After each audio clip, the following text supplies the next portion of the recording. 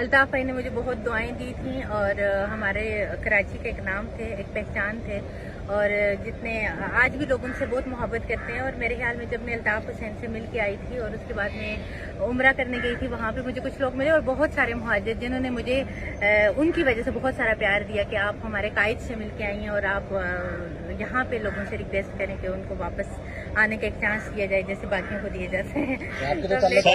सच बताएंगे पॉलिटिक्स में तो नहीं आ रही?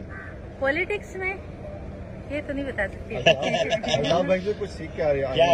मैं ये कहूँगी, देखें मुझे इतना नहीं पता, जब वो पॉलिटिशियन थे तब हम इतने इमेच्योर थे, इतने हमें उसका नहीं पता।